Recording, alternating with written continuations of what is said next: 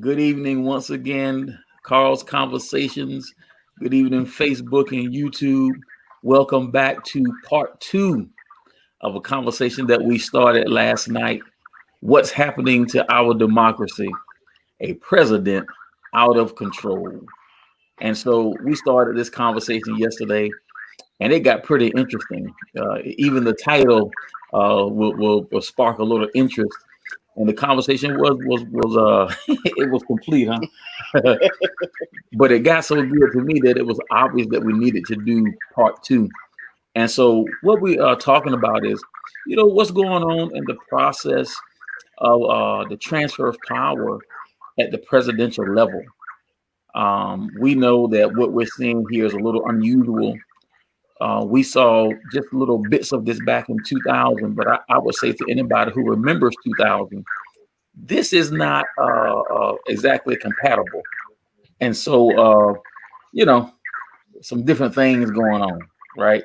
So we want to talk about it. We have two distinguished guests. For those who rock with Carl's Conversations, these two brothers are not strangers at all. We got the bishops up there, Bishop Chris Tucker and Dr. Timothy Wright Jr. These brothers are something else. I appreciate them. They have a lot to say. And so I'm going to ask them to first just start where they want to start, and we're going to dive on in it. So listen, for y'all who are on, please go ahead and start your watch party. Go ahead and share this video. Call somebody, everybody, anybody, and let them know that Carl's Conversations is live, and we want to see your face in the place. Brothers, what do you think about what we're seeing? Go ahead, Dr. Wright. Well, I just think, in the grand scheme of things, I've learned a long time ago, don't be surprised by anything.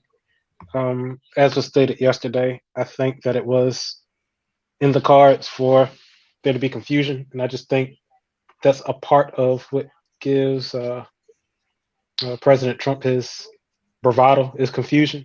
I think he thrives in it, he excels in it.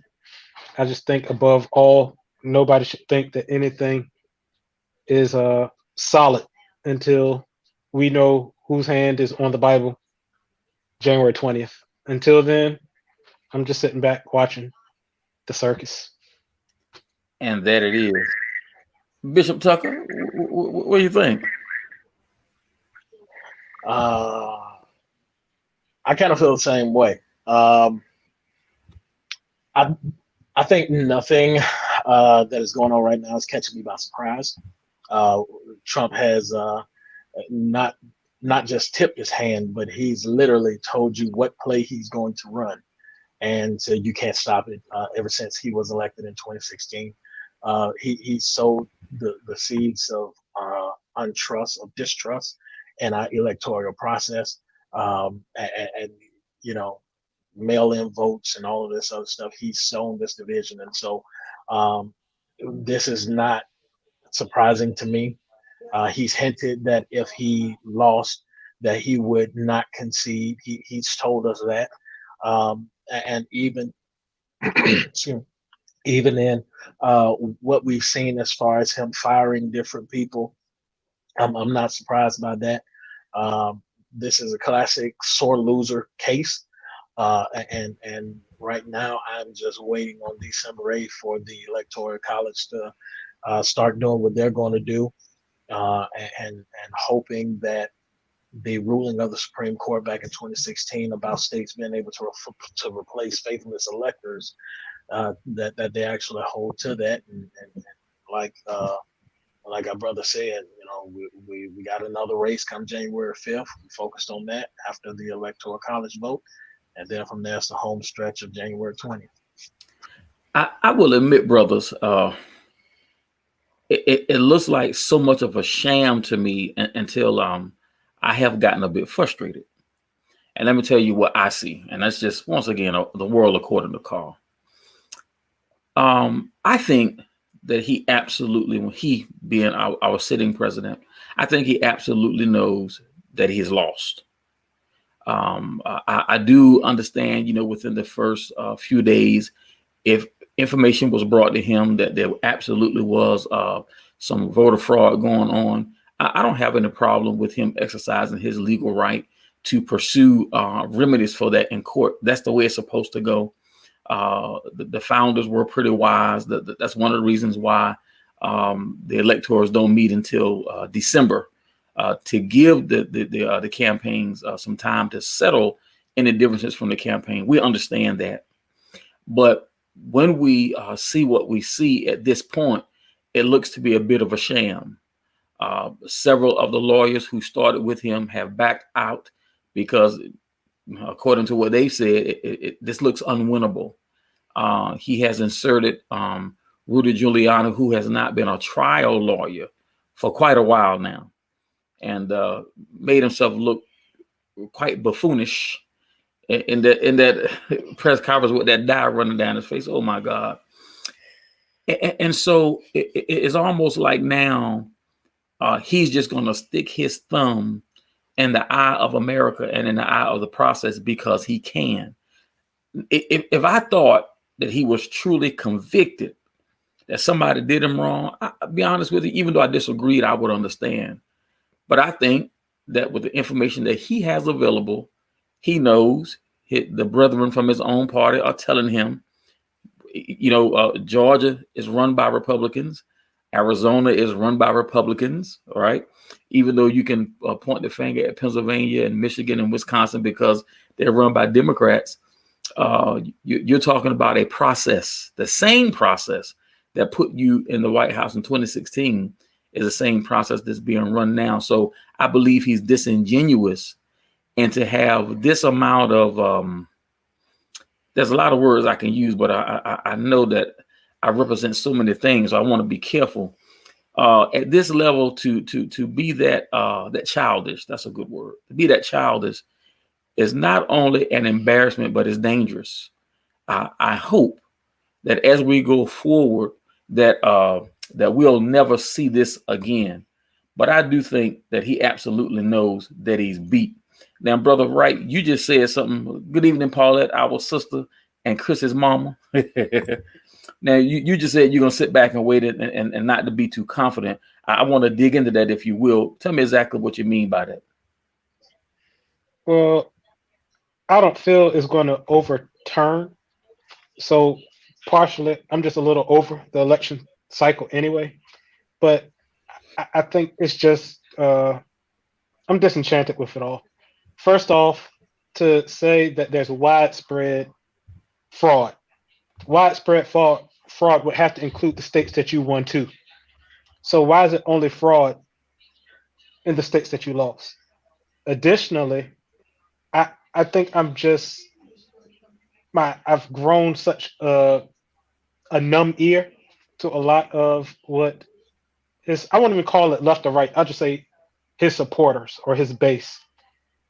I'm numb to a lot of what they say because, like, looking at how they were against him back in 2015 when he was flirting with running, even down to his current press secretary, talking about how he was unfit and how this, that, and the third, and he's really progressive. And now you can stand there because you're making $183,000 a year to lie for him. I'm just I'm just waiting for the people that are principled to actually stand up.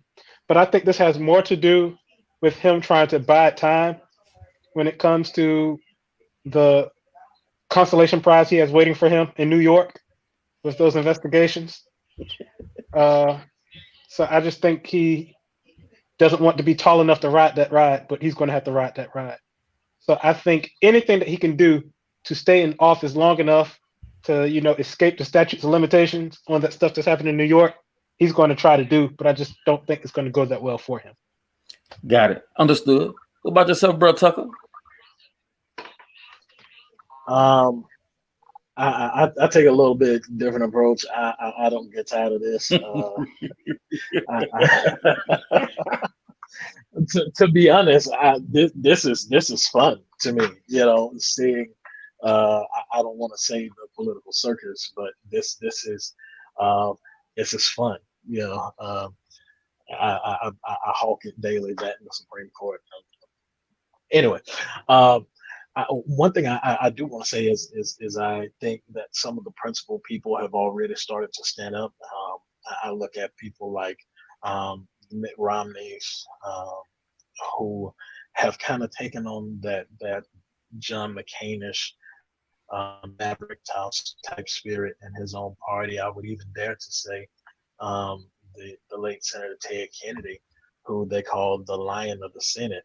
I think that he's starting to really separate himself from the rank and file of what Mitch McConnell wants to do and how he wants to operate. Yeah, a couple of things he'll fall in line with him on, but by and large, I think he started to step forward and started to speak his own mind on some things, which is very promising to me. Not putting all my faith in that, but I think it is very promising. Um, in the end, I do think that there's only so much Trump can do. I think that there's only so much he will do. I think one thing I am expecting, and I said this in the comments yesterday, is I'm expecting for these pardons to start rolling down. I personally think they'll come down around Martin Luther King holiday, uh, or that weekend. Um, you know, just cause I think it'll be something that's done under the radar, and days before the election. So I'm just waiting to see, and I'm more so interested on what he does post presidency. Of course, he's still going to be around. Of course, he's still going to have his hands in a lot of stuff. He's not going to be like other presidents. Hopefully, that will be his hands. But you know, I think, and even if, and let's just play in the world hypotheticals for 2 seconds. Even if he does wind up going to jail for whatever, right? I think that people have seen that this is the way they want their politicians to work now. And so I think that we'll start seeing a lot of up and coming people who's going to be in the style of Trump. Um, and for that, while the man may go away to a certain extent, his influence will forever be seen. So, yeah, that's how I kind of see that going. Well, I tell you what, this is very interesting to me in that I'm wondering what is the end game with some of these people, right? And I'm talking specifically about the Republicans who are not speaking up. You got a guy that is obvious. I'll come right to you, brother. You got a guy who's obviously on the way out. And I have been saying to myself for a long time, do they see something beyond January 2021 as far as when he's out of office, a position in the Trumposphere and the Trump empire? But looking at what's waiting on him after the inauguration on January 20th, I wouldn't be so sure that there's going to be an empire for me to be a part of. And would I want to work for somebody like that for the rest of my career? When your job security at best can be wrapped up in how well you pucker, for lack of a better term. Bro, right? Go ahead. You raised your hand, sir. I just want to go over one of my comments earlier. I guess the reason that I'm tired of it is because so much attention is being placed on this and not actually governing. Like you have millions of people that are unemployed or on receiving unemployment benefits. You have millions of people who stand the risk of eviction, who have all kinds of mounting debts, and it's only going to get worse as we progress. And to find out that he hasn't, I mean, not surprised, but you haven't even been at a coronavirus task force meeting in months. Not to mention, literally looking at your daily schedule, there's nothing there because you're not doing anything. So I'm tired of it from the perspective of not so much the political theater, the interesting points, because there's a lot of interesting fodder out there, but there are literally people dying and there are people that are hurting and nothing's being done. And as far as being principled, it's very easy to be a principled person when you are looking at a lame duck. but where were you at the height of this? And I think a lot of the absence of Republican leadership right now, they know that their words are hinged on his uh his temperament. They still need him to help rally the base in Georgia to get those two senatorial seats. So no, they're not going to come out because they're not principled. If that were the case, they would have said something long before now. The things that he has said that have been utterly disgusting, that takes principle to just speak out on it. But Yeah, because you are more concerned about your base, and even after he leaves office, he is going to have such, the man got the most votes of any sitting president in history. That's 70 million some people that believe in what it is that he says. So don't think that just because he's out of office, all of that influence is going to go away. He's already trying to, I mean, unsuccessfully strong arm electorates in Michigan. So he still knows that he has some kind of power. But my thing is, be principled. Yeah, tell him that he's out of office, but get to the work of the American people. Mitch yeah. McConnell's not going to say anything because his wife is his Secretary of Transportation. Conflict of interest. Been that way for how many years now? So that's why I'm over it. I'm tired of a whole lot of things that aren't being said, and people are hurting and people are dying. It's like they don't think we know. Hey, listen, I'm gonna come right to you, Chris. But Tia Nicole, who is also a frequent flyer on the show, she's made 2 posts that I want to read here. Thank you, Tia. God bless you, sister. With America and other countries watching, the longer they drag this out, the more ridiculous they look, and they make us look. So the rest of them are starting to weigh the worth of keeping this up. I would agree because now you got a few of them speaking up. But then Tia writes this: why do we expect him to take interest in that which he really never has? It's like with any other job, the people doing the real work are still working hard. They are just the face. Yeah. And Tia, I absolutely agree with that. I really don't have an expectation at this point that he's going to conduct himself any differently. And for people who listen to me, you've heard me say many times, there's just nothing that he does that surprises me. What I do kind of get upset about is it's like sometimes we all by ourselves. You don't see this. Those who support him. I love my wife. I love her. I love her. But if she wrong, I'm gonna tell her. Now I'm gonna tell her nicely. I'm gonna tell her lovingly, but I'm gonna tell her, right? And Till said, no, he will be a complete joke when he leaves office and his legacy destroyed. I think that's where he's headed. I don't think he cares about his legacy because he will have served in the capacity of saying it's something that he can put on his resume to say that he has served in the capacity of being a commander in chief and a president. And that's it. It's just something to put on his resume. And he's on to the next thing, like everything else, like the states, the university, the water, da da da da da. Wow. Bro Tucker, what say you? So much was said. So let's see. I know y'all caught me right. I'm sorry. Let's start off with what the original question of what is the end game for the GOP. I think that one that they are trying to attempt to show loyalty to the leader of their party. And we clearly see that with Lindsey Graham and all these others taking the actions that they're taking. So I think that part of it is survival right now, and especially if they, in their minds, if they think that there's some way that this could be overturned, if Joe Biden is not president-elect, but Trump in fact does win because of the electoral college. I think they want it to be said, one, that, hey, I did my part. I did something to show loyalty to the president. So I think that that's end game number one and option number one. I think play number two and option number two for them is to put themselves in a position to where they are still looked favorably, not only with their base, but with whoever last name Trump tries to run in 2024, because that is going to happen. And I want people to realize and understand and accept the fact that that is going to happen. Somebody last name Trump is going to run in 2024. So I hope we don't fall for the orchid, but go ahead, bro.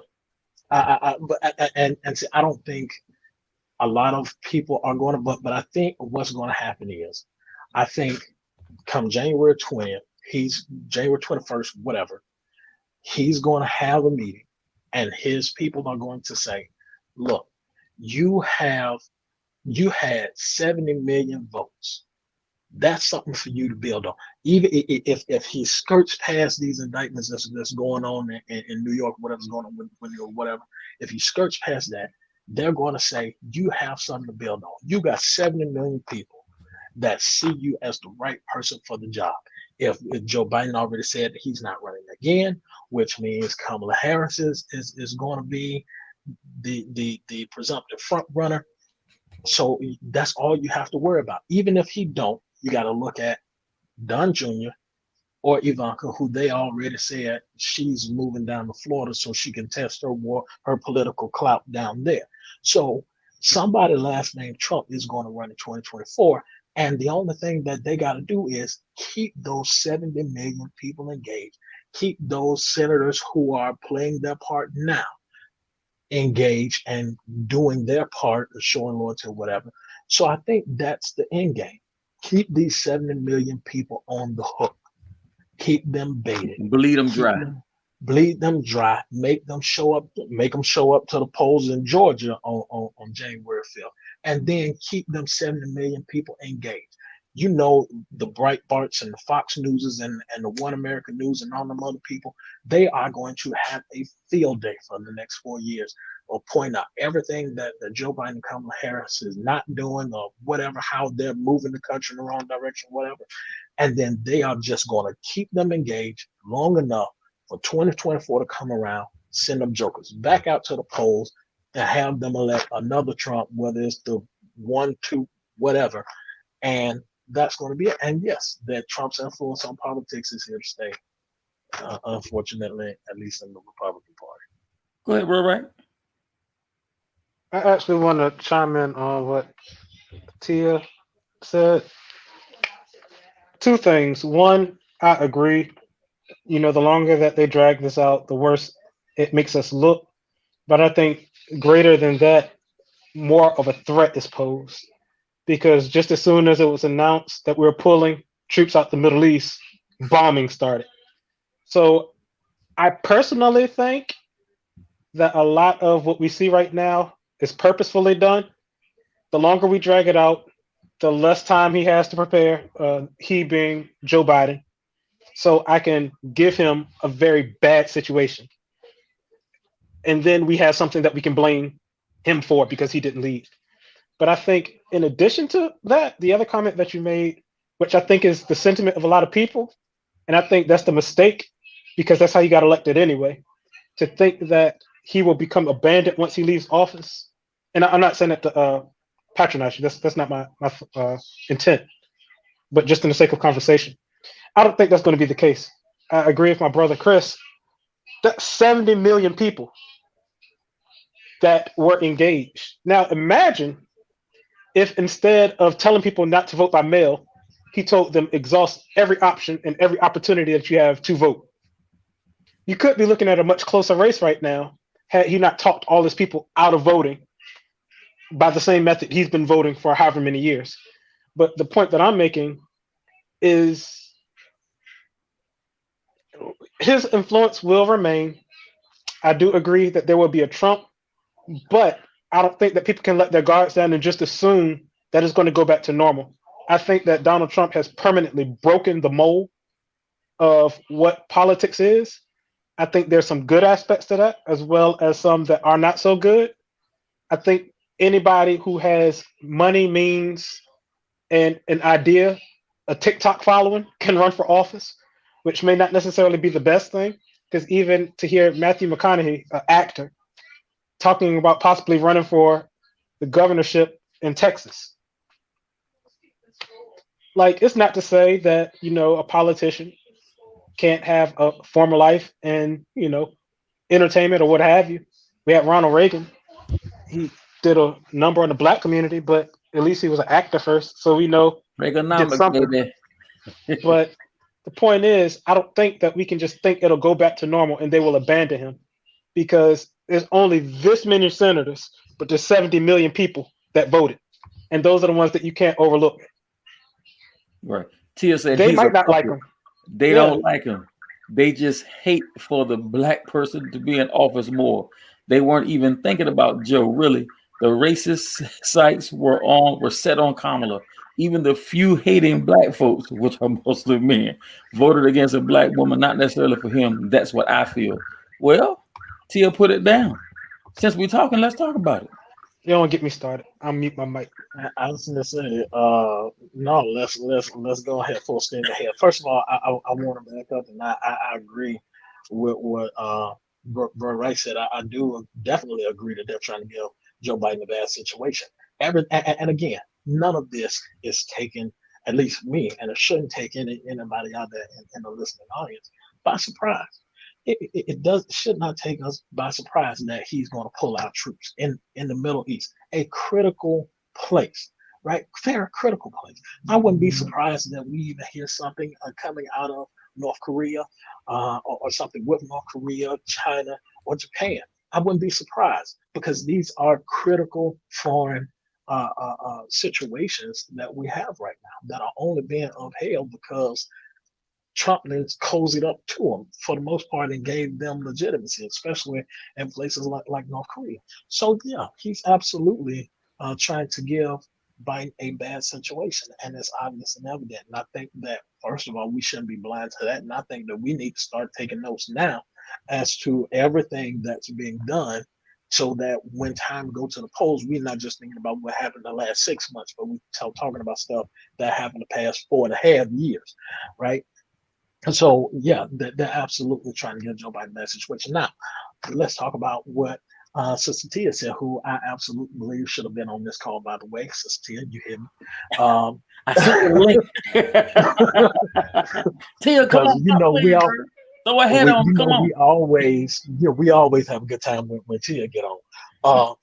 Anyway, but yeah, they absolutely do not want a black woman to be anywhere near the highest office in the land. And I think it's a definite bit of hypocrisy on the part of the Republican Party because this was the same party who had a female as a VP candidate in 2008 on the same ticket as John McCain. And they were A-OK with it.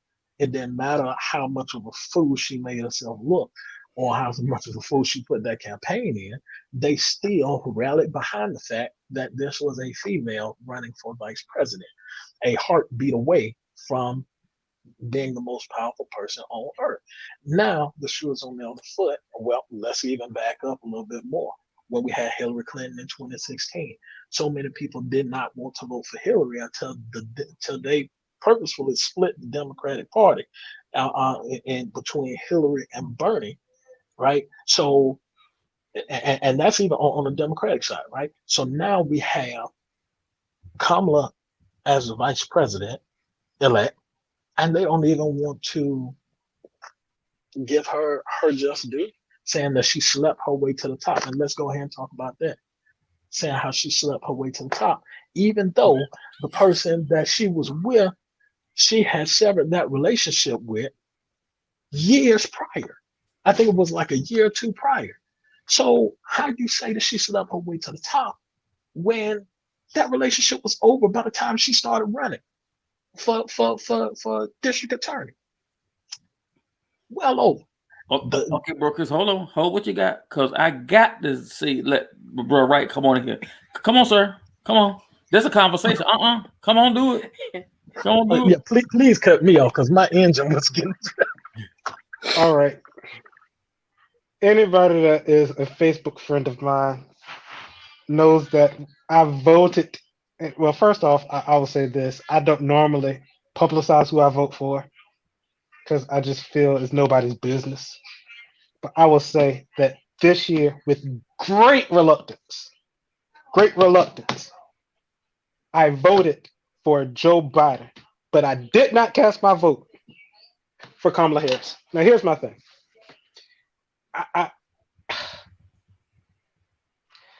To say they don't want a black woman Okay, I get it.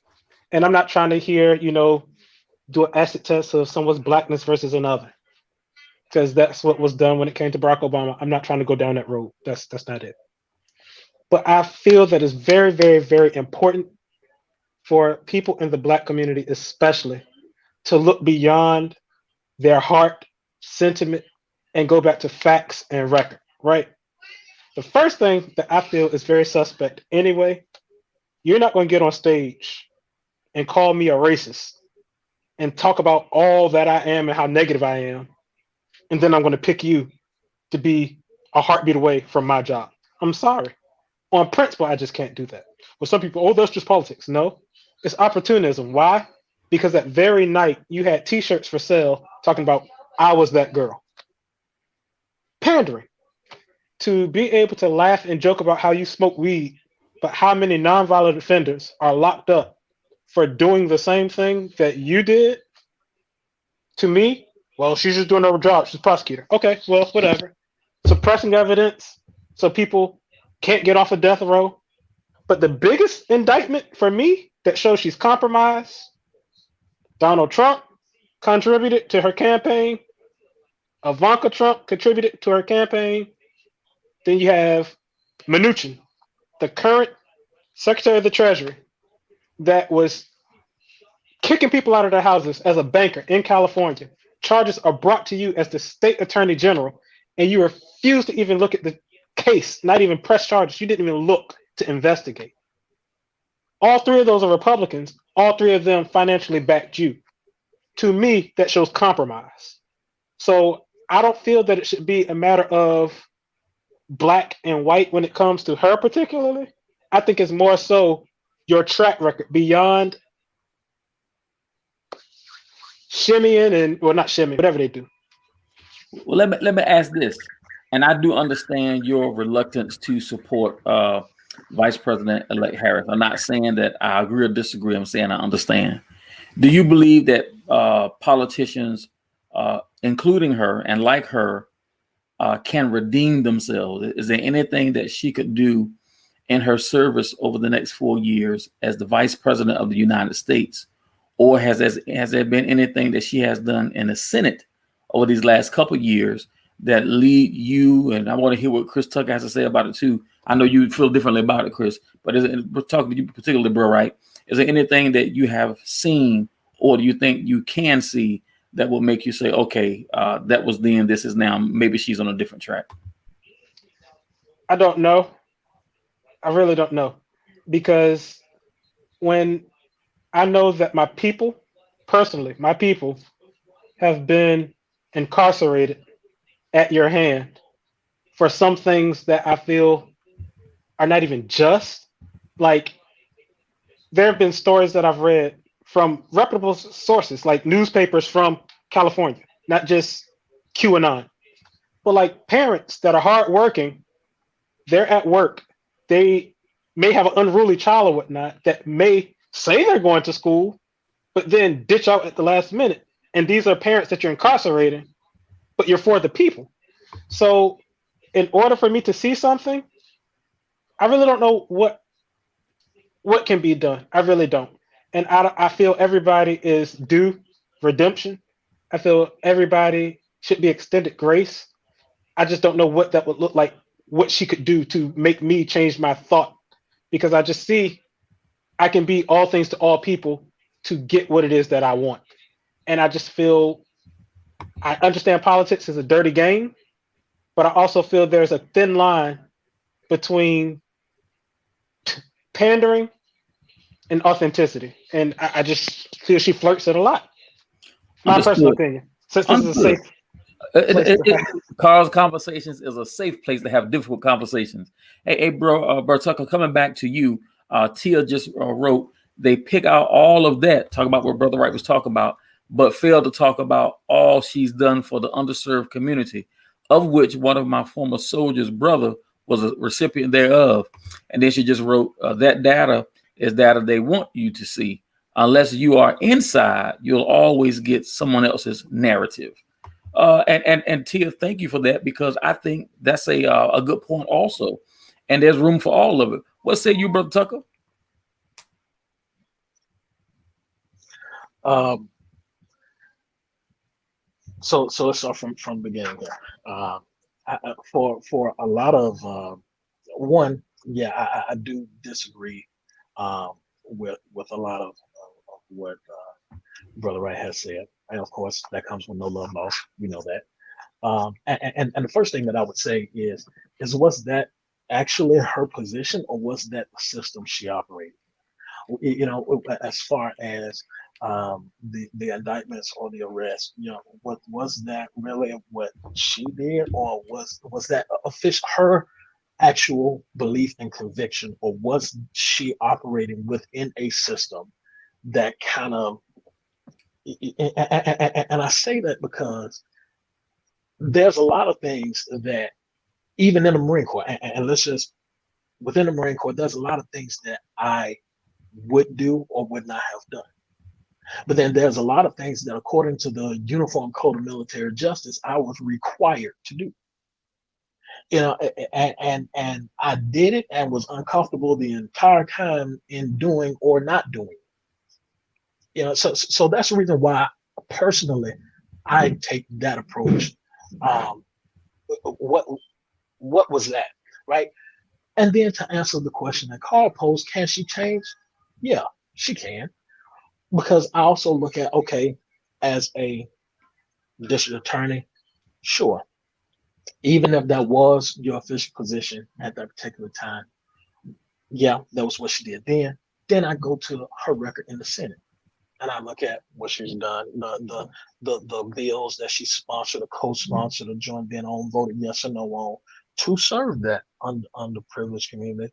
You know, working with Cory Booker on the criminal justice reform and all of that stuff. Yeah. Um, Now, again, I agree. Is politics a dirty game? Yes. Is that opportunistic of her to have those T-shirts and stuff made? Yeah. But and like we both agree, that's the name of that particular game. Um, but to move here, I guess we should we look at the black and the white as far as skin color and all of that? I think we would be unwise not to. I think that everything in this country, some we have to look at um, the just from a race relations type of perspective, because I think that one, that there's always a viewpoint um, of black people, and then black women already have another stigmatization when it comes to them. And I remember watching some of the debates with some of my friends, and saying, you know, Kamala had a strong performance, but at the same time, I was trying to look at this from a non-biased perspective of, man, how I see her so desperately trying not to come off as being the angry black woman, even though the only thing she's trying to do is be just as aggressive as the guys, you know. And so, yeah, I think that we definitely have to continue to look at the black and white dynamic, or the race dynamic, regardless of what form it takes, um, in whatever form that it comes in, whatever area that it comes. That's awesome. And one thing I love about Carl's conversations, we can start one way and we can chase a couple of rabbits, as my brother Tim would say. But I'm gonna steer us back to the part of the main topic, right? And the title for tonight's this is part 2 of what's happening to our democracy, a president out of control. I want to jump back on that path for a moment and discuss this portion of it. Do we believe that the sitting president is out of control? Also, do we believe that even with his antics, that he's in a position to do real damage? I'm not talking about perceived damage. I'm not talking about PR damage. For anybody who understands how the Constitution works and how this process works, he would have to have influence at all of the states for this thing to get to Congress and there to be a reversal of what the people have spoken through the vote. So I'm gonna start with you, Bro Tucker. Do you believe he's out of control? Do you believe there's any real damage being done? First of all, hey, Sister Cam. Yeah. Hey. Welcome back again. All right, welcome back again. Do I think he's out of control? Not yet. Do I think he will get out of control? I don't think so. And I say that hesitantly.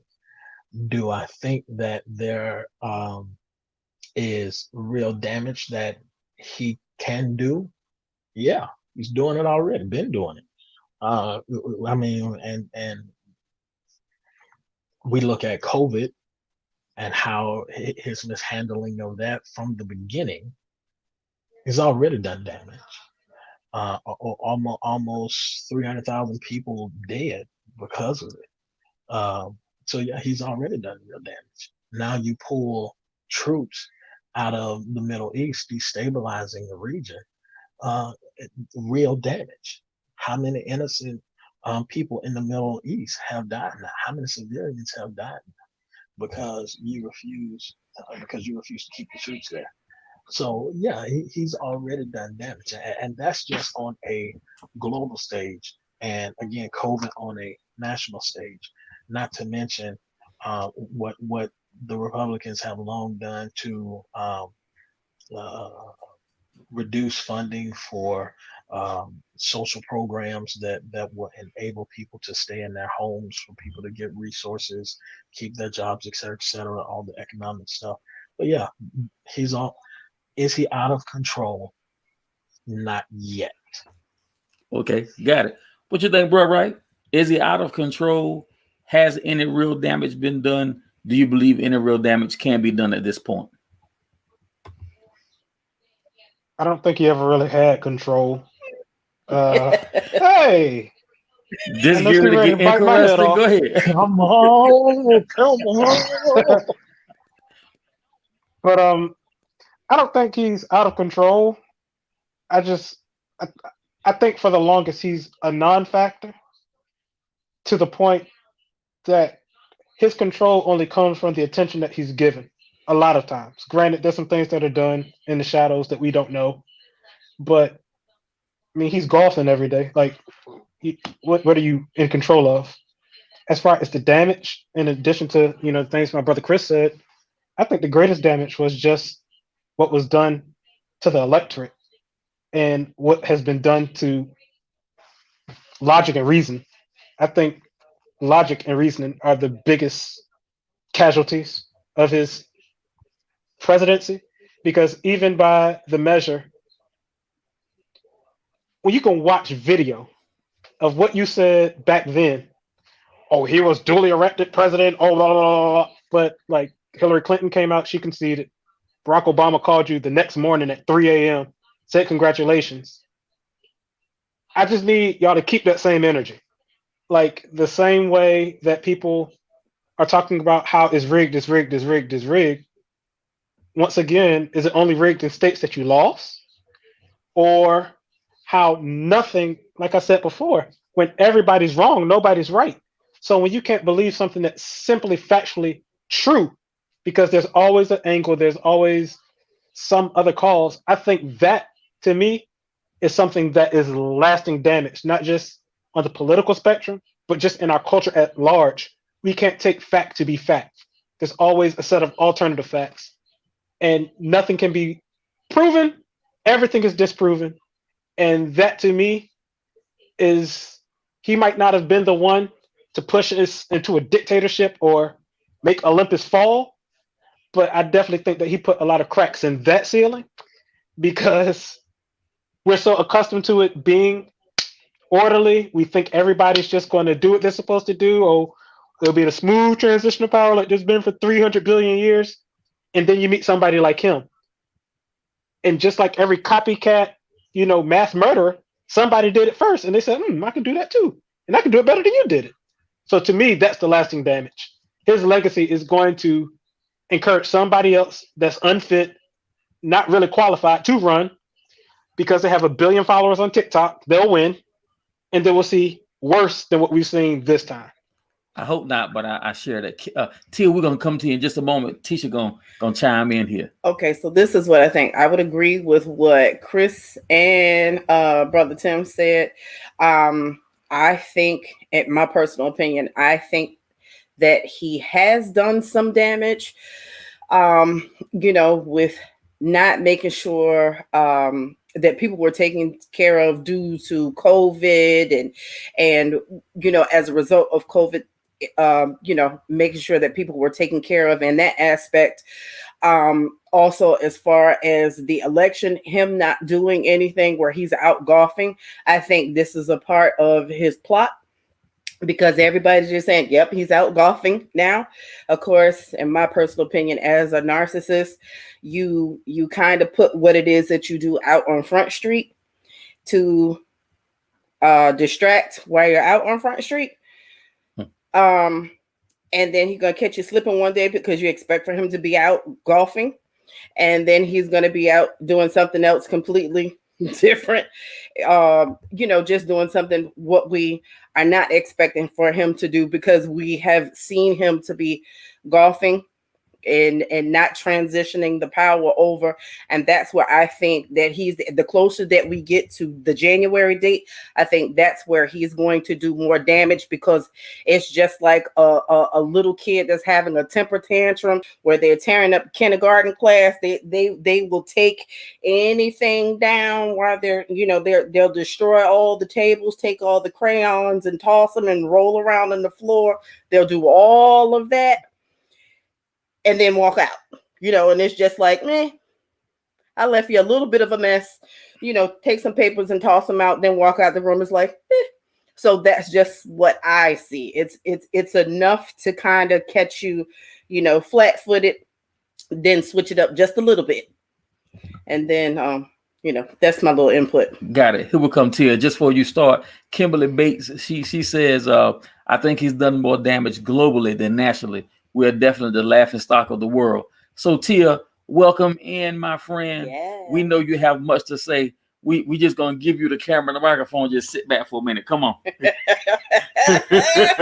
come on. Take yourself off mute, boo. It's hilarious. Well, I have to circle this back to Kamala. I have to do it. And I don't fault Brother Tim, because I feel like that is the sentiment that a lot of those Black voters had that voted for Trump in the first place. But I do agree with Brother Chris that I feel like Kamala was caught up in the system. New state attorney. She was young at the time. You kind of get caught up. But if you look at what happened when she was in the Senate, she tried to fight against a lot of these things. If we look at her Senate record. Also, I feel the reason she stood up that initiative in California to help get kids back into school, to help because they had a rate of dropout and lack of attendance. I feel like me trying to be in her head as a woman, because we think differently. I feel like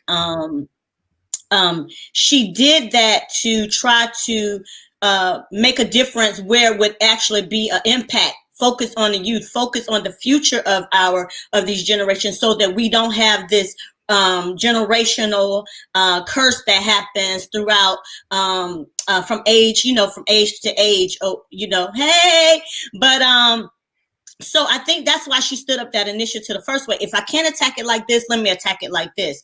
But I like I said before, I think that a lot of the Black voters who voted for Trump listen to that same narrative and they form those same opinions. But it's almost like for my brothers, it's almost like how we women are when we give y'all say, oh, that girl wasn't flirting, and we looking at the side eye like, yes, she was. Don't be crazy, because we think on a different level. So that's how that's where I'm at with this. I was like, Boy, you don't sound like my wife right there. And I hear upstairs laughing, even though I got my headphones on. I hear Smith laughing. So, again, I don't fault, how, his opinion on that, because I feel like he shares that opinion with a lot of those people.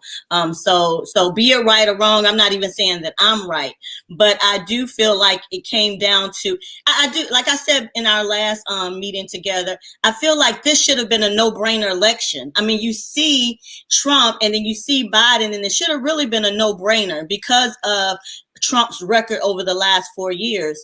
And speaking to the current subject at hand, a question at hand about his legacy and the damage that he's done, I think we all agree that there's a lot of damage that has been done. I mean, you have seen the temper tantrums that he's thrown behind that microphone over the last 4 years. You've seen when things didn't go his way, he didn't play well. He didn't let the voice of reason prevail. He didn't be cool about it. Like, he was just blatantly disrespectful to the media, blatantly just not presidential at all. And I, for one, hoped better from him, even though I did not vote for him. Just like with any other president that I didn't vote for, I really prayed that they would get in there and really do what was best overall for the people, the people of this country, and to not look so biased towards one side versus the other. And it was just such an unleveling in this whole past 4 years that was really it's undeniable. And I spoke about his legacy because I feel like I remember looking at an interview that what is the guy's name? The old guy name? He's older. He's a journalist. What is his name? David Letterman. What is the other guy's name?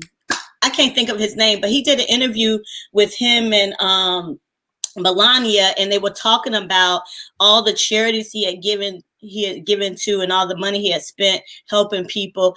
And I feel like what he's doing now is going to overshadow all of that. What you doing now, because people only gonna remember the bad about you. That's always the case. They're only gonna remember the bad about you. So what his legacy is now going to be is how everything that I stated, how all we saw was temper tantrums. You acted like a 10-year-old in the White House, how he went golfing in the middle of a pandemic instead of saying, even if he wanted to challenge the Electoral College, still be a president. Even if I don't agree with it, but even if that's the road you have to take, still be a president. We still have numbers. And that's why I stated that it's because he wasn't ever a president. The people who are really doing the work are still committed to doing the work. Dr. Fauci, he comes out, but he gets back to work. He talks about him. He curses the man. I mean, he just treats him so bad, but he's still doing the work. The people developing the vaccines, they're still doing the work. The frontline workers, they're still doing the work. So the work is still being done, even though he's not being a president. But the legacy that he's going to leave and the stain that he's going to leave on our democracy with the show that he's putting on right now with the other countries. My guy friend, he is over there deployed right now. When I think about our military personnel, with me being prior military, and how vulnerable he's made us look, and the safety of our military people, I get angry over those type of things. Those are the things that I'm getting angry over. So when I look at that, and I look at what we have in the White House right now, I promise you, it makes me want to burn the whole country down. It really does. It's disappointing. To me, there are three major things. Now, there are many, many things, but three major things I'm going to deal with right now. Yeah, I do believe that he's out of control, but I also believe that he's been out of control. I believe that he was out of control when he was coming down the escalator in 2015, announcing his candidacy. He's been out of control for a long time, but America thought that we needed somebody like that, right? And I think there's a greater indictment here on politics and politicians in America, where we were so frustrated with the status quo that we thought somebody like a Donald J. Trump could come and get things straight. I know many people gravitated to his slogan, he's going to drain the swamp. But from the beginning, and I didn't develop this along the way, I said this in 2015, you can't trust no alligator to drain the swamp. How you going to eat? Anyway, three things going on here right now that to me are very damaging. First and foremost, even though I did not expect for him to change course and do something different. Here it is, COVID-19 is raging again, just like all of the folks with good sense told us. The scientists, the doctors, the researchers told us when flu season hits in the fall, this thing is going to go out of control again if we don't, take care of mitigating factors. Many people in the Trumposphere railed against that. It's all on video. We can go back and look at it. Guess what? We are exactly where the professionals told us that we would be. And still, of course, no redeeming quality out of him at all in that area. And COVID-19 is not just killing Democrats or minorities or the rapists that came from Mexico, as he put it. COVID-19 is killing everybody. You see what's happening in those red states? And I want to make myself clear, COVID-19 is not a red or blue thing. But look what's happening right in the heart of America right now, flyover country. It is devastating. These are people who overwhelmingly voted for this man again, 2016 and in 2020. Then another thing, the fact that you, at this point, you're going to pull the troops out of Afghanistan and Iraq.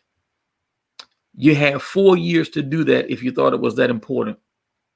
You had a Secretary of Defense who was highly capable, Mad Dog Mattis, but he was against that because these men and women who have served, have been around, even though I'm not a warmonger, I'm a vet too, Army.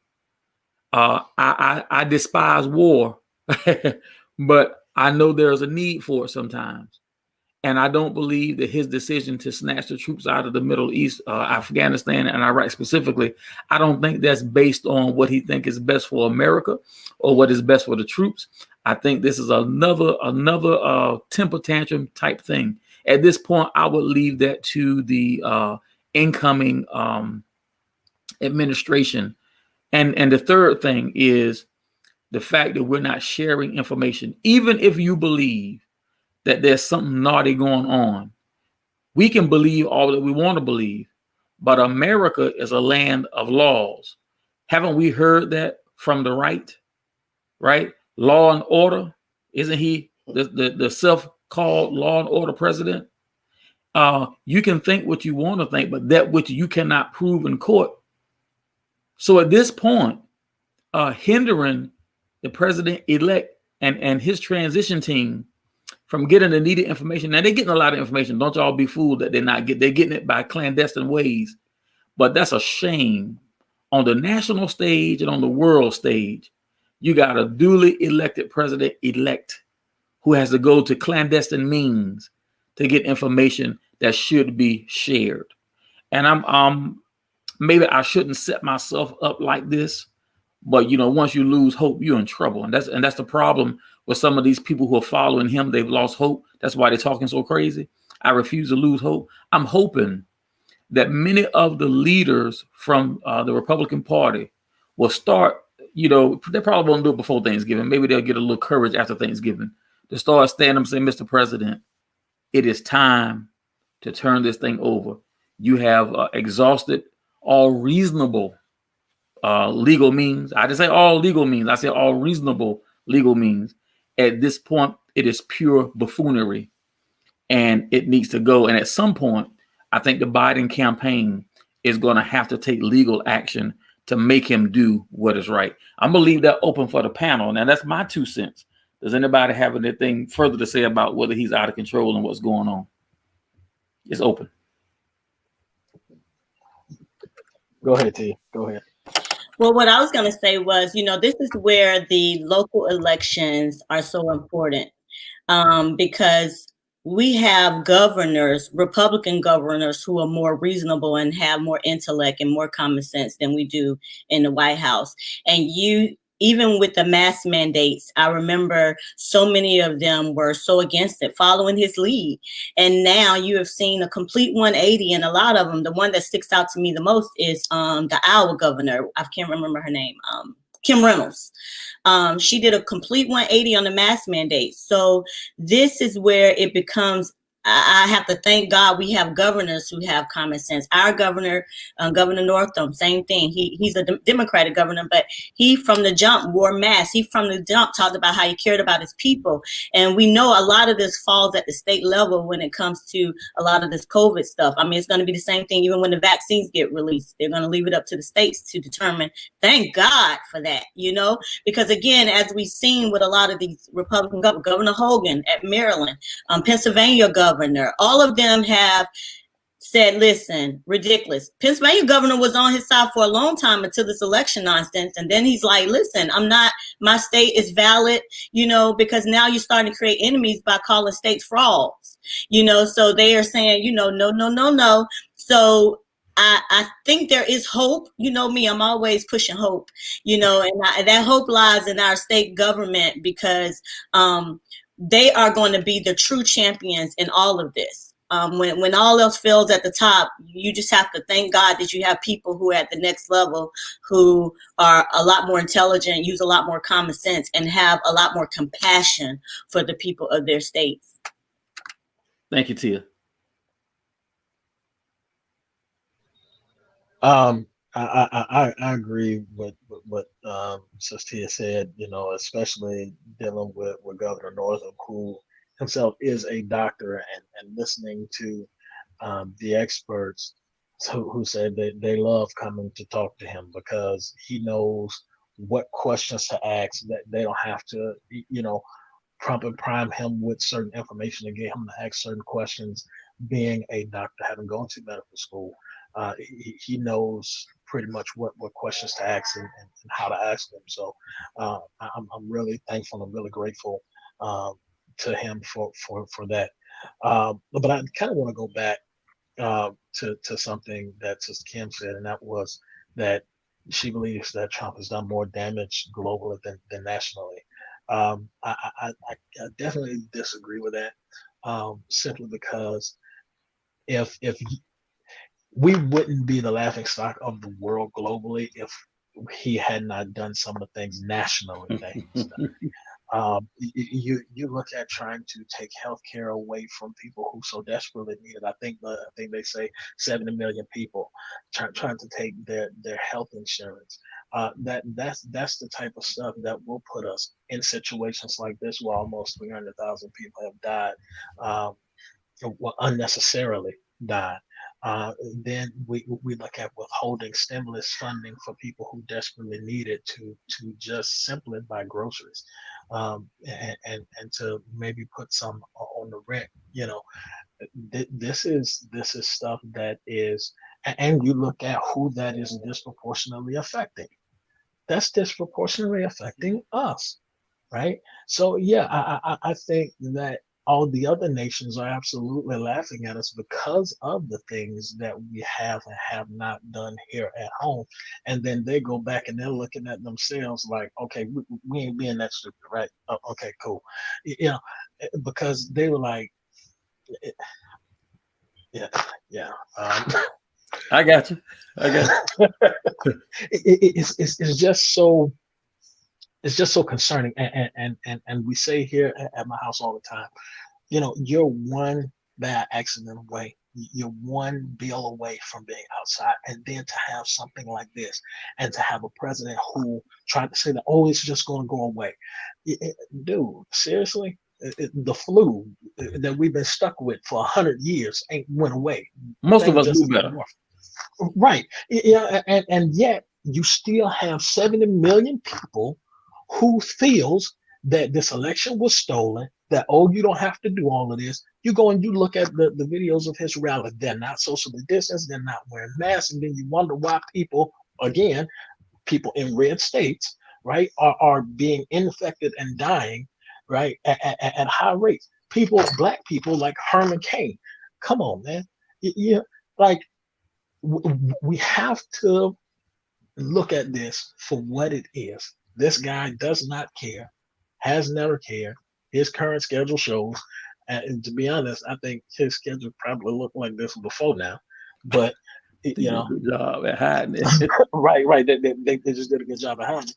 and I mean, it's time for us to start taking notes at what is being done and said, because I guarantee you, what's being said on some of these other news stations. One, they're mocking the guidance for Thanksgiving on CBC. Fox News did that. It's on video. Fox and Friends, go look it up. Mhm. I think it was from 2 days ago. But yet on these other networks too, they're already starting to say, oh well, they said not my president in 2016, so we're going to say not my president in 2020. When let's just stop the hypocrisy for a minute. Y'all were the ones that started that in 2008 with Barack Obama. But I rest my case. And make sure he's gonna be a one-term president, brother. Right? Right. It's like what some of them old church mothers say, baby. It's just too much. It's just too much, baby. Go ahead. What you got to say, brother? Right? I just think the biggest concern that I have, as I said before, is just the lasting impact of all of this, and on the actual electorate. Because at the end of the day, yes, you have these people with political power. They're the ones that make decisions. But at the end of the day, we're the ones that put them there. And just the rampant misinformation that's out there, and how people not only take ownership, because like I said in the private message, just how we see him tearing things up, but there is a strong contingent of people that feel this is patriotism. You're going out strong. You're taking it to the man. So when you still have people like that, and I even saw some reporting that actually said that there are people that are actually being treated in hospitals and still saying that coronavirus is last words. I can't believe this happening to me. That's your last word, not Jesus help me, Exactly. not goodbye, And mama. like, your last words, I can't believe that COVID got me. Yeah, go ahead, bro. And it's like, that to me, I feel is the real work that needs to be done. Yeah, we need reform with immigration. Yeah, we need social justice reform, definitely. Yes, we need all these things. But I think more than any of that, we just need a re-education of America that we don't have at this juncture, because there's so many people that are still holding tight to what it is that he says, hanging on every single word and defending it. And like I said before, right now, I don't think it's going to be, you said, oh, well, hopefully by Thanksgiving or a little after. I think once they know where those Senate seats are going, then you might see people say, okay, Donald Trump, we've had enough of this. You got to come on now. But until they know that their power has been seized, they're going to let it keep going. Because at the end of the day, it's not politically beneficial for them to speak out, because they don't want to lose their seats. That's because some of them are up for election. And I'm not just speaking Senate. I'm talking about all levels. I don't want to say anything to, put my seat at risk. And that was actually something interesting. Barack Obama has been pushing his book lately. I definitely want to take a read at it, because I don't really read long books. I'm sorry, I have attention span. But he was on an interview with some late night comics, and I've watched each of his interviews. One of the most interesting things that he said was, I know Washington politics, and these are people that I used to work with when I was in the Senate, and they would come to me personally and be like, I know what you're saying actually makes sense, but I can't vote that way because I have to be concerned about my seat. I have to be concerned about what my constituents would think. So now when you have a more hyper-partisan political landscape right now that is fed off of pure misinformation, how much more cautious do I have to be? So yeah, thank you for standing up and finally saying, oh, well, you need to sit down. But where were you for the past 4 years? Yes, I'm so pissed about the nature of our politicians. I would love to vote for a politician who ain't scared to lose their seat for doing right. Then give them term limits. Yes, that's absolutely something we can put on the table. But here's my thing. If you are enough of a person to rise to the level where you can get people to vote for you, you got a lot going on. You're a skilled and talented person. You can go do something else. It was never meant for politics, especially on the national level, to be a lifetime job. So look, I'm gonna ask this question. Just the last thing we're gonna tackle today before we get out of here on this episode. Hold on, can I Yes, say ma'am, you something can. before You we got move it. on? I agree wholeheartedly with what Brother Tim has said. And that's why I stated earlier that these people are not for him. They just do not want to compromise, as he said, their positions, but they are not for him.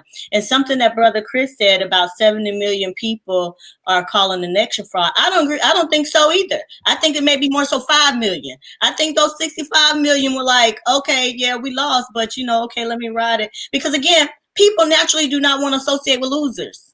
So, and that's just by any stretch. And so I think that like Brother Tim said, they are just riding this wave because they're thinking more of their position. They're not tapped into their moral compass. They're not What a tapped into shame. their What a conscience. They're shame. only into and it's like and I'll say I'm not even going to judge them on that, especially if they're good people, because it's like what I said about my uncle being a cop.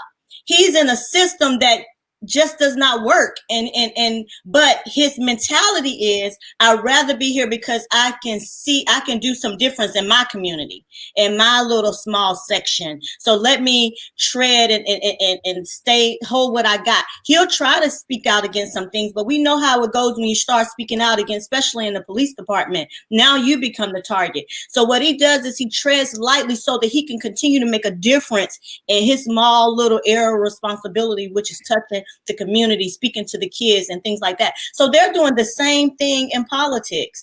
The good ones. Now you do have the evil ones in there, but there are some who are just saying, let me hold what I got. And that's why I said when he's done, oh, you're gonna watch them shift gears. They're gonna be like, okay, whoo, we cleared that.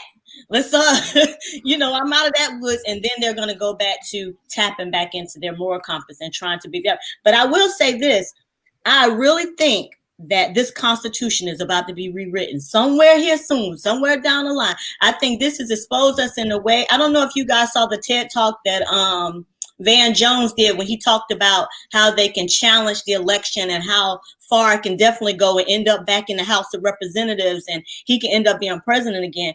So I do feel like that is going to be on the table. We may not ever see it. We may not see it in our lifetime, but I do think that there are some changes that's going to come out of this circus show with those who are have common sense and who really have a genuine interest in the state of this country and love the democracy that this country is known for. That's my. Man, this show is so good. This is so good. Oh my God, this is so good. This is what I want to ask. I'll make a statement first and I'll ask the question open for the panel, whoever want to jump on it first. I think there's a role at this point that our media plays, right? Even though we all agree that he is out of control, we all agree to different degrees that he has done some damage. I think we also agree that I don't think that the people who the Constitution has placed in charge of this process, I don't think that there are enough of them who believe like he believes to move the needle and turn this any kind of way. I absolutely do believe that at noon on January 20th, that Joseph Biden will be sworn in as the 46th president. I absolutely believe that. And it's going to take a whole bunch of stuff to happen between now and then to move me from that. So I know that I can't be the only one to see that. At this point, do you believe that the media is having a negative effect when it comes to keeping people fearful because it sells? Or should we be seeing at this point media kind of moving on, saying, listen, we're going to report on the daily activities. We'll give you the facts of what's happening, but we're going to turn this thing because the more we ignore this joker, the more he'll go where he thrives and he craves the media attention. And just like the spoiled brat that he is, when you deal with a problematic child, they want your attention, even if it's negative attention. I had to learn that one the hard way. They'll do anything. And I think that he's at that place. So the main question is, do you think that the media is helping us or hurting us? Or just what do you think about the media's role in this situation that we're in? That's an open question. Whoever want to jump on it first. I'll go ahead. First, I want to say everything that Brother Tim said about, them senators being concerned about keeping their seat. I think that goes right back to everything we were saying in the beginning about the GOP end game, protecting themselves. But to the current question, do I think that the media is having a negative effect? Um, I would say yes and no. I would say yes because after a point it can get drained. After hearing about okay, Saturday he lost, and the judge, the Republican judge, a well-known Republican judge, threw out his case in Pennsylvania. They insert, and then he gonna turn around and say he wants to file for another hand recount in Georgia after he lost the initial count, filed for the recount, lost the recount. Now he's going back to try and get a second hand recount. As I said before, I think the man's just a glutton for punishment. But I mean, the media is one doing their job in reporting. Can it be too much sometimes? Yes, it can be draining. But I also think that the media is not having a negative effect because they just want to see the man do right, or they're waiting on the man to do right and come out and say that he's conceding. And when he had that one long press conference about the coronavirus last week before last, where he almost slipped up and said, we don't know what the next administration is going to be, then called itself, that I think they're just waiting to see, and just like everybody else is waiting to see. Okay, is this the day you gonna wake up out of this pipe dream that you and I, Sister, I'm sorry, I believe them 70 million people that voted for him actually believe, like he believed, that Democrats stole this election. I'm gonna put it like this. I was in the grocery store today, and literally hours before this broadcast, and there was a woman in the grocery store that had a Trump 2020 T-shirt on that said "No more bull," whatever. Right? The man has lost. There's a house, 3 houses down from me that still has a Trump 2020 flag up. Uh-huh. Oh yeah. They says Tia, I believe. you cannot pay me. I believe. You cannot pay me. Whatever's in your wallet right now, you cannot pay me to believe that these people do not. You can pay me, I'll take it. They believe, like he believed, that they stole this election from him, and he should be the rightful president of the United States come 12 o'clock, January 20th, 2021. And I think the media is saying, look, we just want to know, are you going to concede or no? So I don't think they're going to concede. I don't think it's happening. I don't think so either. But I think yes and no, they're having a negative effect. Paulette said them signs all down Route 3. Yeah. All right. I think the media, I think that, I always go on the eat the chicken and spit out the bones. I think I use the media for what it's purpose to do, because the media is temperamental. It's going to swing wherever it's going to get. At the end of the day, it's about ratings. They have a job to do. They have money that they have to bring in so that they can pay their people. So it's just like any other TV show. You gotta get those ratings up. And they're all chasing to be the best news station or the best journal, publication or what have you. So I wish that as Americans, we would think more so like that, and then learn to do our own research. I'm a heavy researcher. I guess it's from back in my debating days, but I'm a heavy researcher. I don't go off of what someone tells me. I'm gonna be like, okay, well, let me find that out. Even my mama. So don't take offense. Anybody tell me anything, I'm going to search for it, because I need to read it for myself, and I need to know it, and and you just can't just lead me anywhere. I've always been that way, and I wish we would, as Americans, be that way, and I think we would be that much better off, even when it comes to our health. I mean, even when it comes to being more proactive about our own health, about COVID, about knowing what we need to do to boost our immune system. Don't just wait on the government to tell you to wear a mask. Don't wait on the government to tell you need to take vitamin D3. Why do we do that? We know we have to take a invested interest in our own self and our own well-being and stop putting so much weight on this government to save us. My hashtag that I started back during Hurricane Harvey was hashtag we got us. Right. I'll make sure we're equipped with the information that we need. I'm not going to just wait on the government to be a savior for us. We have to take a proactive approach. So to the question, I personally, the media has no weight when it comes to me, but I do understand that there are those people who will take what the media say as golden, as gospel, and they will run with it. And then you have our people who can't necessarily read or write that, they'll listen to something and they'll take it and run. So you have all those elements. So I don't think that I think that the media is only doing damage to those who put a lot of weight in the media, but to the rest of us who, are intelligent enough to look at it from different angles and then do our own research on it, I don't think that it holds much weight. Got it. Brother Wright, what say you, man? Before I answer the question, I just want to drop this, kind of unrelated, but I just hope that the precedents that have been set over the past 4 years, as far as what is acceptable, what is not, that to me is going to determine the trajectory of our country. It's acceptable to get up and say whatever you want because I'm a tough talker, I'm this, I'm that. Remember that that's the precedent that you set. I'm the party of majority morals and this, that, and the third. Remember that's the precedent that you set. Because I think it's going to be very incumbent for the media, if you will, to remind us versus just talking about what's happening right now, but put it before people. Now, to answer your question, I'm of the mindset that the media has done more damage than help. And there's a quote from Jim Morrison: whoever controls the media controls the mind.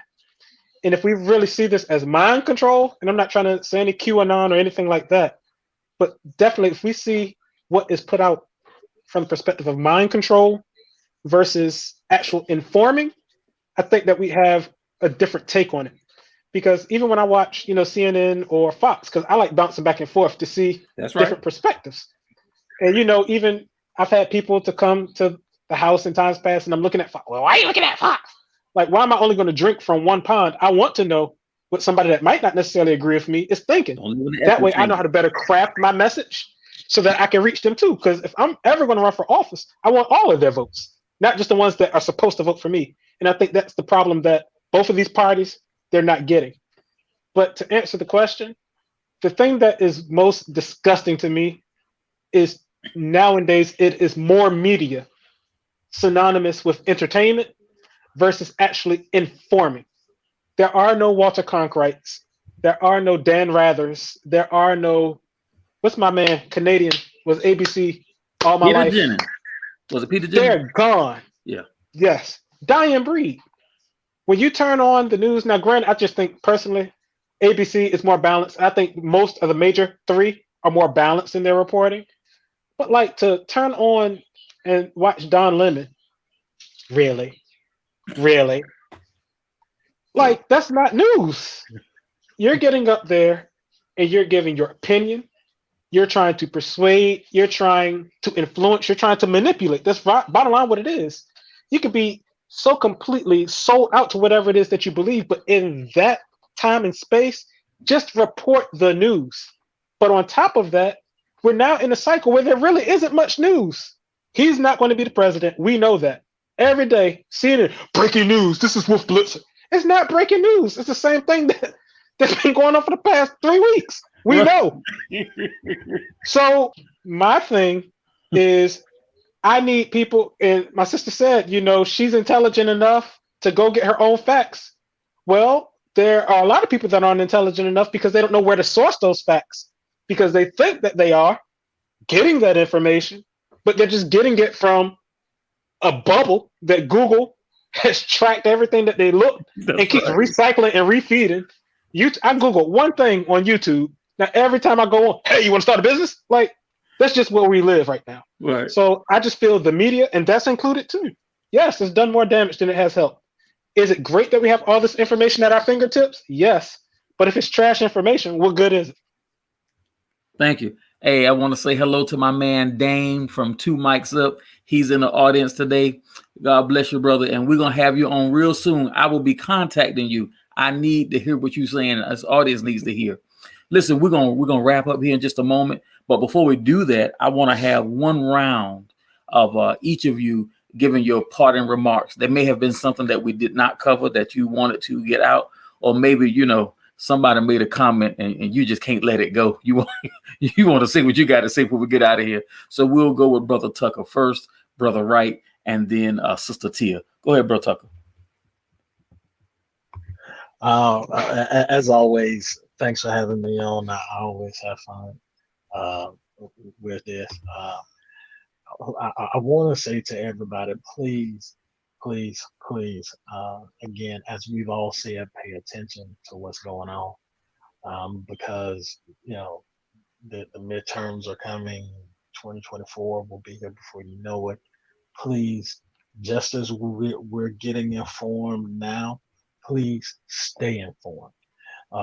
Don't let up now. Don't say, oh, just because such and such is in. No, the real work of governing begins at 12:01, right? So don't let up now. Pay attention to the Electoral College vote on December 8th. And more so than that, to anybody in Georgia who is watching, make sure you go and vote. That there have even been reports that another round of purging of the rolls is going on. So please make sure that your voting status is current and up to date. Make sure, I would say, take daily screenshots, because if they're purging the rolls, you can be registered today and then not registered tomorrow. So please keep on top of that. My parting remarks, one is shout out to Power and Black Tees. Awesome African t-shirt. Hey, man. And two, I want to go back to about where do we go from here as America?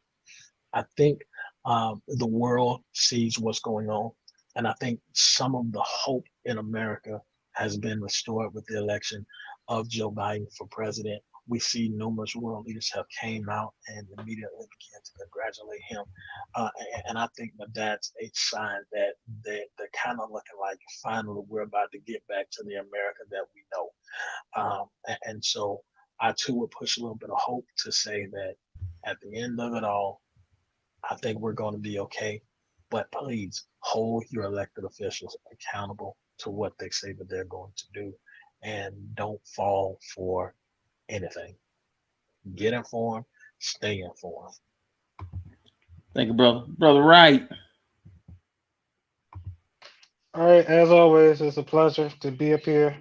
Especially enjoy chopping it up with my brother. And thank you, Sister, for taking easy on me tonight, because I know I got you a little riled up. But completely unrelated. We are excited.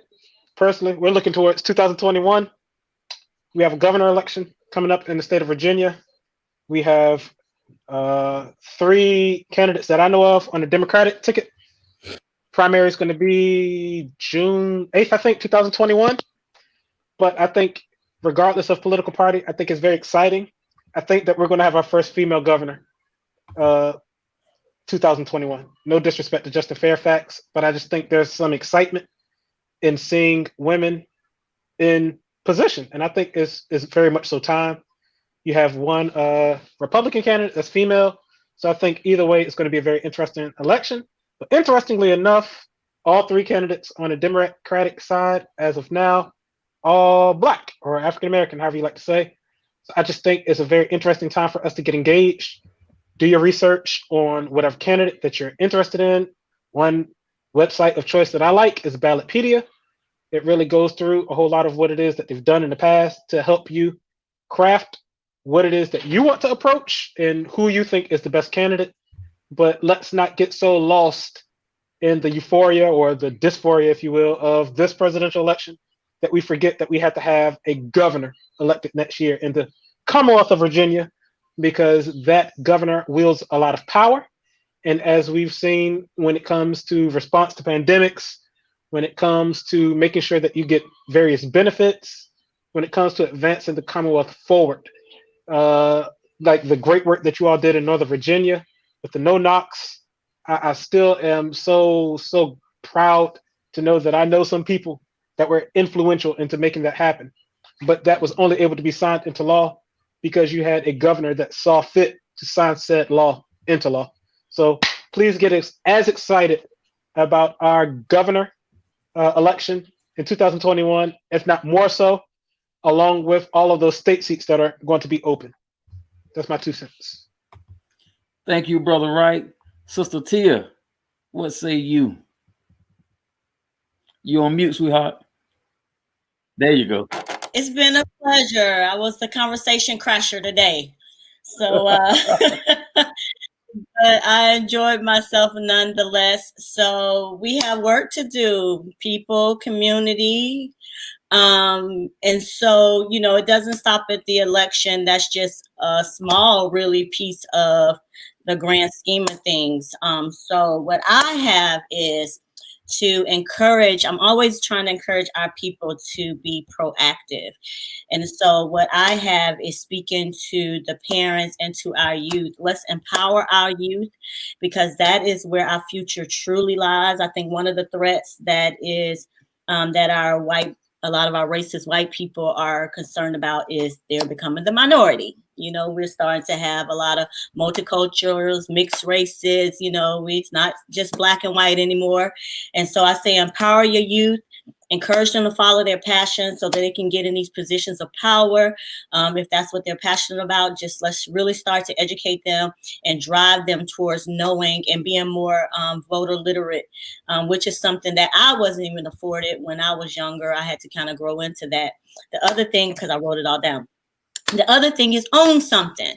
If COVID-19 has not taught us anything that we did not learn when we were going through all these government shutdowns, when I was in the government, is that's when I launched my small business. It's when we had a government shutdown and I was a contractor. But own something. There is power in ownership.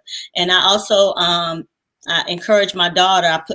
I kind of beat that into her as well. Own something. If you're going to be a doctor, own your own practice. Always own something. So let's do that. Also, when it comes to health, that's something else that's I'm very passionate about. Take proactive measures when it comes to your health. Make sure that you beef up your immune system, not just with COVID, but that has just always been the general rule of thumb, is that your immune system is the driving force of all health issues, inflammation, making sure you have gut health. So that I wanted to make sure that I take this time to encourage you all to do that as well, so that we won't always be on that,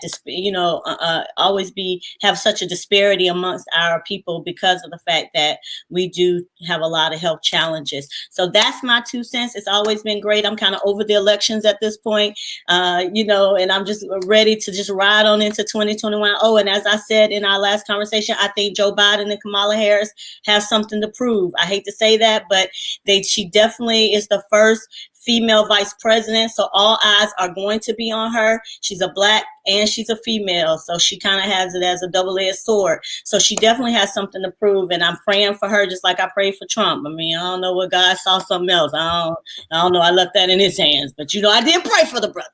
But and so as long as you ain't called no angels from Africa. Oh yeah.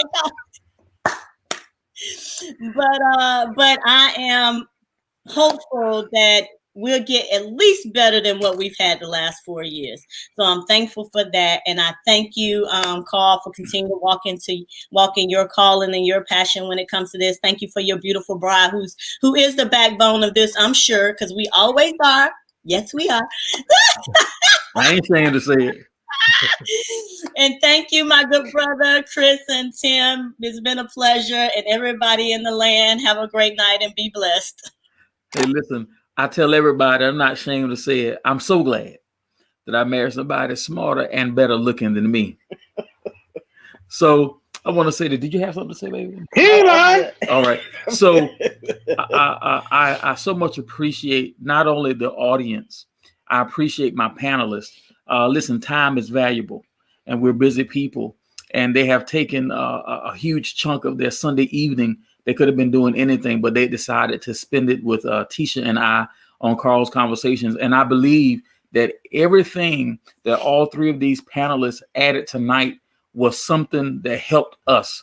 I keep saying that a lot of times we don't get to where we need to because we're afraid to have conversations. And that's part of the reason why I developed this. Carl's Conversations is a safe place to have difficult conversations. Now, when it comes to the Virginia governor, the future Virginia governor, I believe that her name will be Jennifer Carroll Ford. I've interviewed her already. I know you all may have your own favorites, but she is definitely mine. And you'll be seeing her again on these airwaves. You'll be seeing her on Heart for the Community Initiative, and you'll absolutely be seeing her on Carl's Conversations. I'm working on a Carl's Conversations episode right now that's gonna blow your socks off if it worked. So, y'all hit me up privately. I might tell you about it, but I'm working on something. Here's what I am looking to see. December 14th is December 13th, the 13th or the 14th. According to our Constitution, each state, those electors will cast their ballots at the state level. All of that will be reported. January 4th or 6th, I can't remember which date. That's when there'll be a special session of Congress to officially pull that in. Of course, this happens every quadrennial, but there's a special highlight on it this time because of all the foolishness that's going on. I think that's going to be a very interesting time, and I'm going to be talking about it. So y'all tune in. I'm planning something, but I want to thank my panelists. I want to thank my audience. Listen, this audience that we have built, they rock with us. I learned that you can't just look at the screen and see the number up there and think that's all. Man, with all these watch parties and shares, and then I'm shocked at how many people go look at this stuff on the replay. I get stopped in places where I don't think nobody know me. Hey, you that dude from you do those shows, don't you? Yeah, that's me. So we're having an effect. We are. And so like I told my other frequent flyers, when I start making some money, I'm gonna give y'all a little bit. And I know this is gonna be recorded. I know y'all gonna dig this up. That's why I said a little bit. But thank y'all so much. I appreciate everything that you added tonight. And I hope that people who are viewing this, who disagree with us, I hope that you can see that even with this crew, we didn't agree with everything everybody said, but we handled disagreement without being disagreeable. And I only have one rule for anybody who wants to come on the show: be respectful. This is my platform, not yours, and I wouldn't dare disrespect your platform. You can come here and disagree. Just don't be disagreeable and disrespectful. So with that, I'm going to get ready to sign off. Thank you all. Thank you, Miss Terry. Thank you, Brother Timothy Wright. Thank you, Brother Christopher Tucker. And thank you, audience. I love you. We love you. She said, Wakanda forever. And until next time, may God bless you and may heaven smile upon you. Bye-bye.